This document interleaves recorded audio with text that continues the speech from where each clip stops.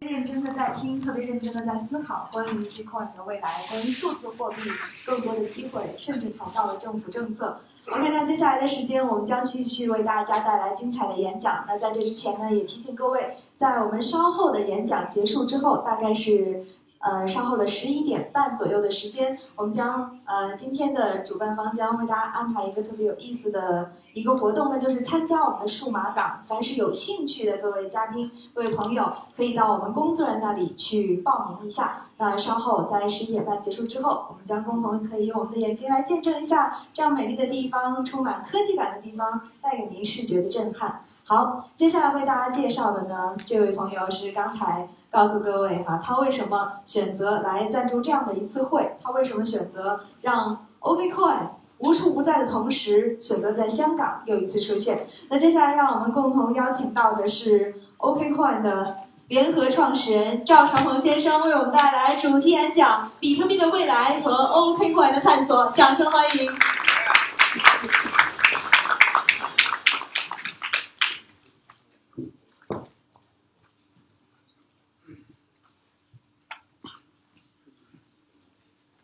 Alright, I'm going to try my speech in English this time, I think, because when Roger was speaking, everybody seems to understand, and he's speaking really, really fast. I'm going to try to speak a little bit slower and make it a bit easy for my ex-boss, Roger, to understand. So, I'm going to tell you about the future of Bitcoin. Now I got everyone listening, huh? I'm going to tell you exactly the price in the future every day. I wish I can do that. If I can do that, I'm not going to be here. I'm going to be trading myself. So, I can't do that. Let me tell you a little bit of a story of why I'm here. So about 72 hours ago, roughly, I was told by Star that he couldn't come to Hong Kong, and I got to come. And then an hour after that, or maybe 5 minutes after that, the event coordinator at OKCoin, she has a lot of titles, she comes to me and says, okay, CZ, you got to write a PPT because Star didn't write one. And heaters needed it really, really quickly, so I got to get that done within an hour. So I get that done within an hour, and then an hour later she tells me that it has to be about future of Bitcoin. Like, oh, future of Bitcoin, that's pretty tough. I mean, I don't know about the future of Bitcoin. So I had two reactions, actually. So first of all, I don't really know. Number two is, I thought about this, that was a direct reaction, was to the moon.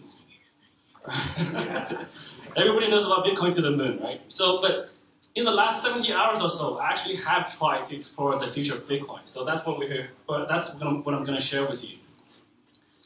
So, I think Roger explained the basics of Bitcoins, which actually helps quite a lot for my presentation. So I'm going to just look at Bitcoin right now, and I'm going to look at one property of Bitcoin. So Bitcoin is a credit system. So we have seen many credit systems, and we use a lot of credit systems.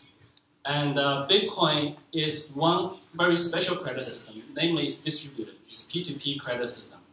So Bitcoin is the first time in human history as a species that we can actually establish trust among a group on a common ledger or common book or common accounting system that we don't have to, like, the group of people doesn't have to know or trust each other, but they can trust that book. This is the core invention in Bitcoin, and I think this has very powerful impacts. And so think about that for a little bit. I think this is Bitcoin's invention. Everything else stripped aside, this is the core of Bitcoin. And it's quite new to us. We're still trying to figure out how to use this. And Bitcoin is just one application. So we have a lot of credit systems in history. So I'm going to go back in history a little bit and talk about some of the other credit systems that we have seen or may not know. So shells, right? So any of you guys studied Bitcoin has probably heard about the story. A bunch of guys on an island, they use shells from us credits as money. So we don't use this today, but it's kind of interesting. This has a few interesting properties.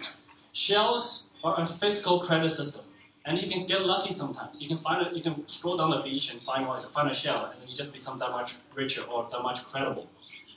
So this is one physical credit system. We don't use it anymore because it's kind of hard to use. This one people are probably more familiar with. It's gold. We don't use this very much anymore either. I don't think anybody in the room, well, at least probably not that many people in the room actually used gold to buy things or to purchase things or to pay for things.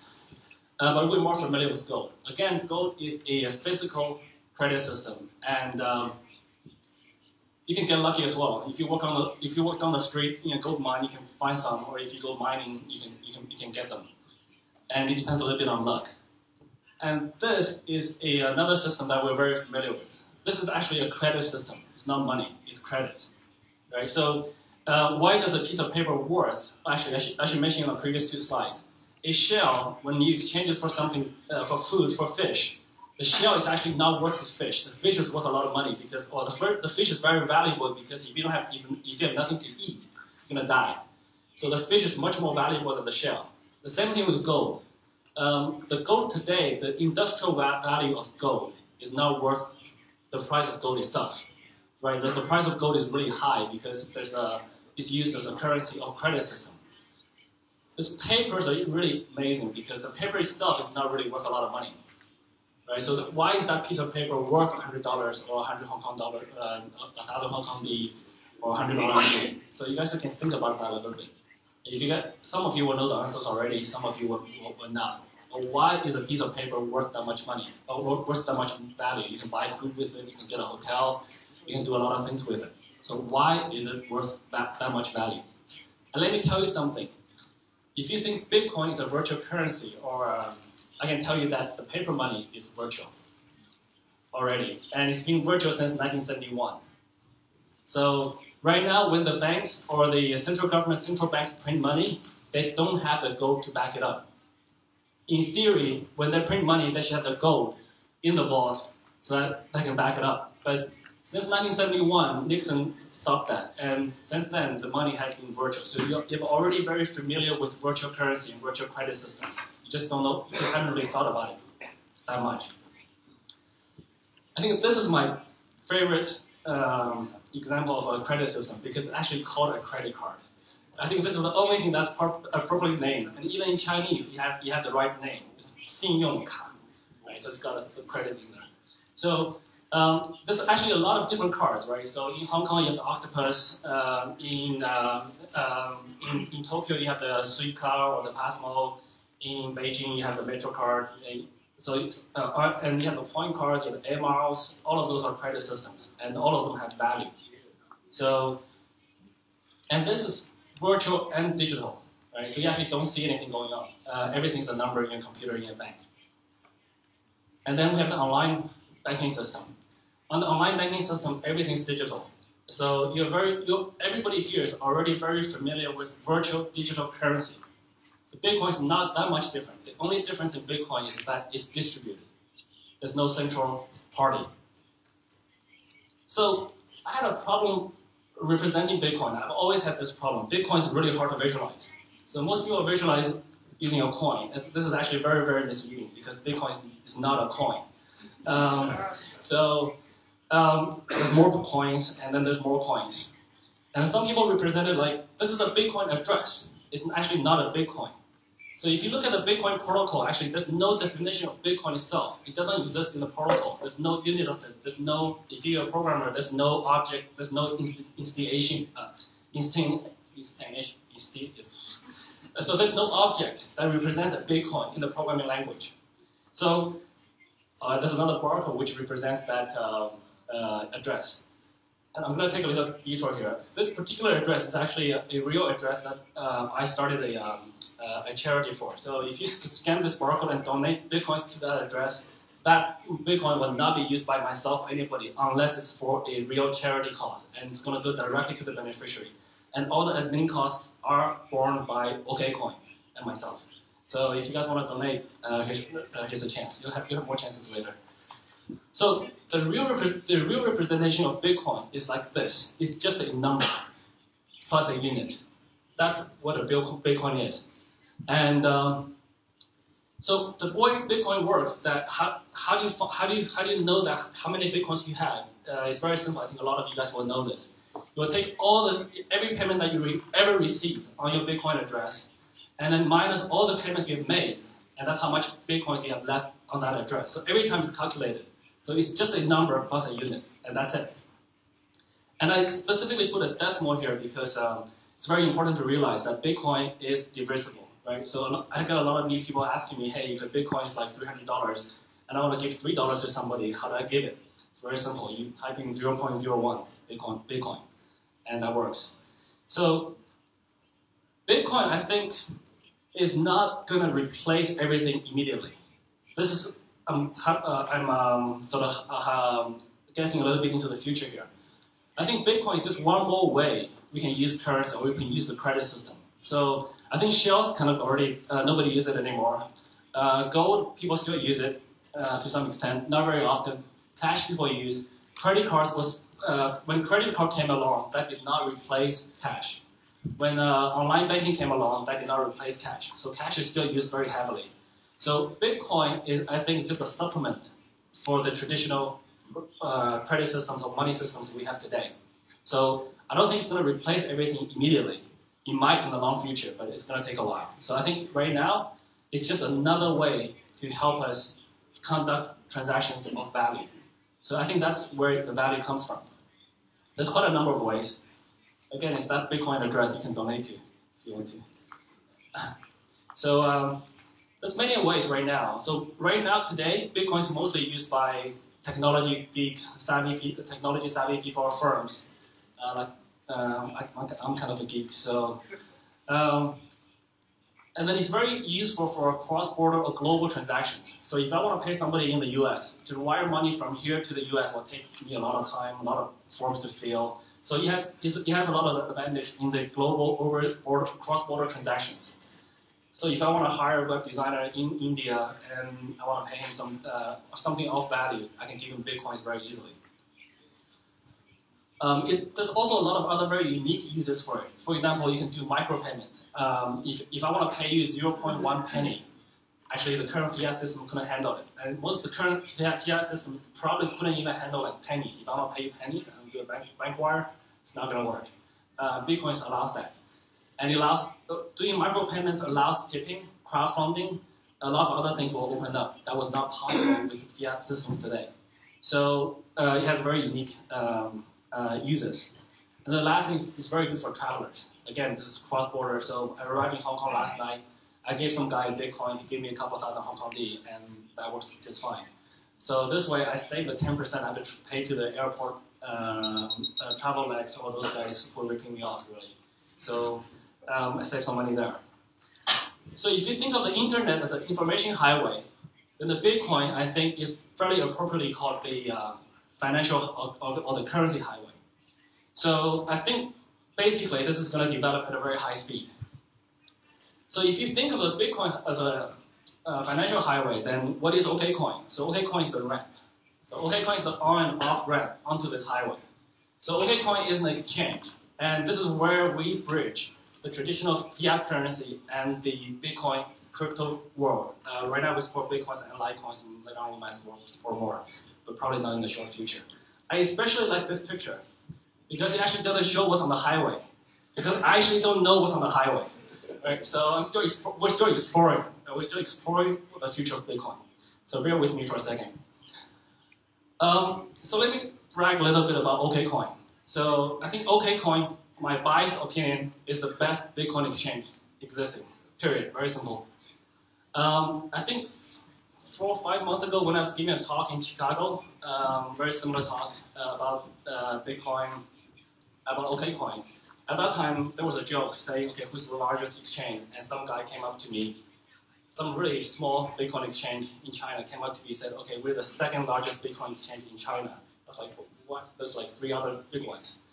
And so the guy said, because all Huobi, OKCoin, and BTC China claim to be the largest Bitcoin exchange. So they're the second.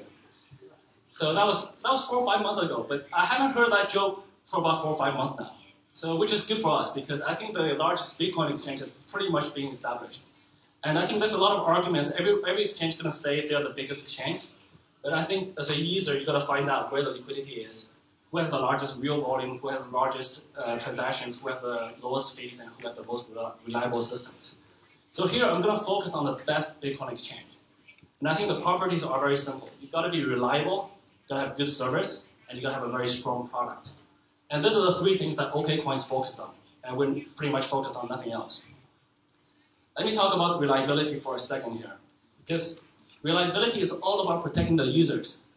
And here it's actually quite funny because the goal is to make less mistakes. It's very, very simple. If you don't make mistakes, you're good. If you make lots of mistakes, you're not so good. So by mistakes, many other exchanges have reported like very wild price swings when every other exchange has like very stable prices. So OKCoin have never had situations where the price dropped up to 10,000 or went down to 1 RMB when the price should be like 3,500. We didn't have we never lost coins. A lot of other exchanges lost coins. Some went down, some lost coins and still around.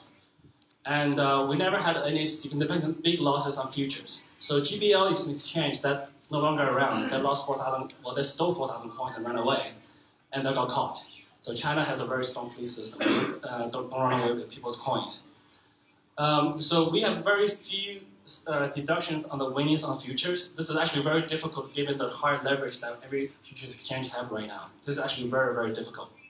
So some of the things here sounds very simple, but it's actually very hard to achieve in real life. So we don't have other very basic mistakes where one of our competitors had the wrong settlement date. The contract settled in a day when they were supposed to settle in 8 days. There's many, many other headaches, but it's actually very difficult to have no mistakes or very few mistakes in the Bitcoin exchange world. I think everybody in the Bitcoin space, anybody who's working in the Bitcoin space, probably had an idea they want to do a Bitcoin exchange at one point in their Bitcoin experience. And but there's actually only a handful of Bitcoin exchanges. The Bitcoin exchanges are actually very hard to do. So this is the best criticism that I've received this year. So somebody actually only a couple of days ago comes up to me and says, "Hey, it seems that every Bitcoin exchange is having have had some issues, except OKCoin. So are you guys doing something wrong? Why are you different from everybody?" So I thought that was a really, really good feedback. That made my day. So let's move on to service. So OKCoin strives to provide the best service in the entire Bitcoin space. So we're one of the very few companies that provide a 24/7 customer service in English and Chinese around the clock internationally. So, and we also, actually all these 8 support methods we support 24/7. So this includes phone, web, chat, email, Skype, Reddit, Twitter, Facebook.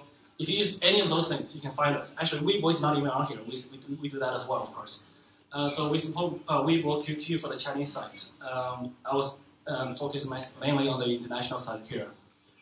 To be honest, our withdrawal and deposit speeds are still a little bit slow. We're trying to improve that.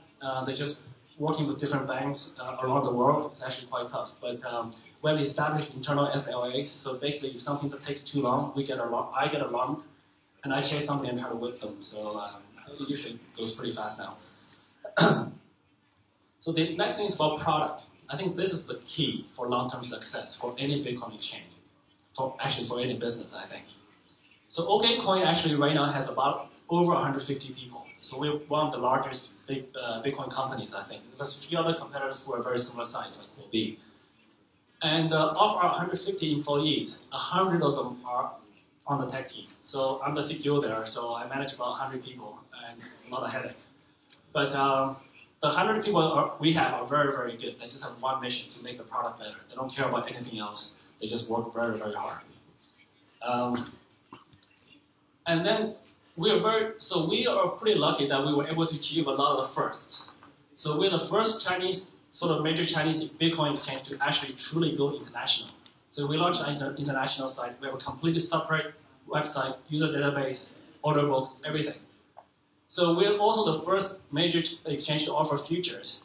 And we support futures with multiple contracts so that we can help people to hedge. So different time periods, we support up to the quarter. And we're still the only ones that support cross and spread margin modes. That's very difficult to do, very, very difficult to program. But our users love it. No one else has this right now. So this is one of our key competitive advantages. We're the first one to do a mobile trading app. Some of our competitors have it now, but we're still the only ones to support futures trading on the mobile app. When Roger urged you to try the Bitcoin wallets, you should try our mobile trading app. It's very, very slick. And I think a lot of you think that you cannot trade on a mobile app, but I think this app will change your mind. And you can trade very easily on the mobile app. And then we're the first ones to offer algorithm trading directly on the exchange. And then we're still the only ones to offer stop loss and triggers on futures. Nobody else has that. I can go on for a while, but I think I only have 10 minutes left, so I'm going to go a little bit faster. And lastly, we have the best risk management system. This is actually very key. The risk management system saves you money, save our users money. This is physical money, or this is real value that we're saving. I think most of the Chinese users know this already because they kind of experienced it. And again, we have the best liquidity. So there's another product which we are launching, which is OKLink. I think some of you guys have heard about it, and we will be opening this up in a week or so. So this is coming up very, very soon. So this is a consumer-facing wallet, payment services, and also developer APIs. So we want this to be a platform for people to develop applications.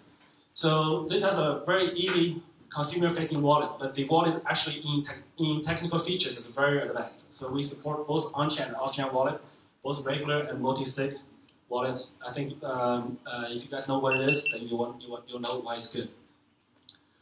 It's not quite ready yet, but it will be soon.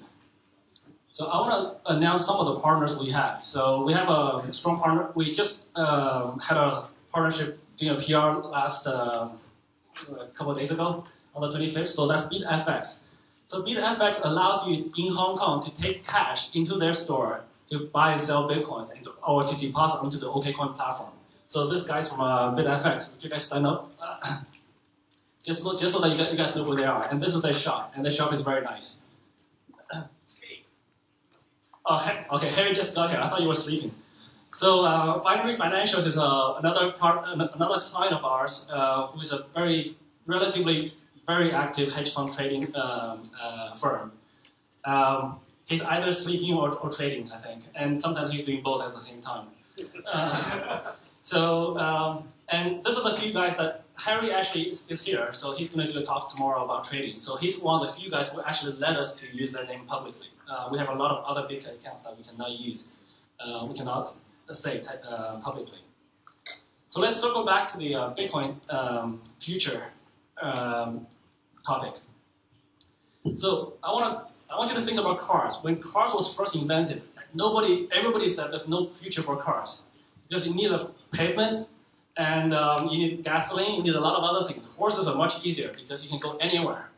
So just think about where cars are today. That's also the internet. In the early days of the internet, there was a lot of problems. It's called the World Wide Wait because everything's on a 24-baud modem. You have to dial up. It costs you $10 per hour.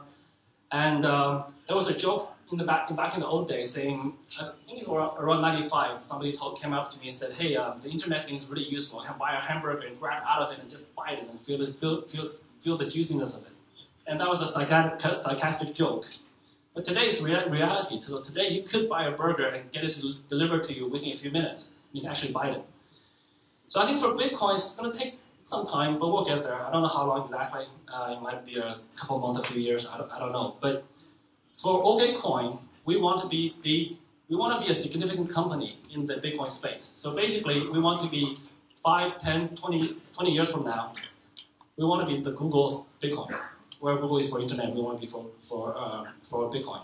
So we're not really interested in short-term gains. We could charge a lot of commission, make a lot of money, and just go away. But that's not that's not our interest. So we want to be here long-term. That's OKCoin. So let me tell you about the future. To the moon. That's the only thing I can figure out. So I have this. While I was thinking about the future of Bitcoin, I came up with this quote. I think Bitcoin is going to stay. Bitcoin is not going to go away. So I can no longer imagine a world without Bitcoin. And I thought about this morning around 5, 6 a.m. I didn't sleep at all last night. So I tweeted it and everything else. So that's my talk. Thank you very much. And these are all the ways to contact me if you want to.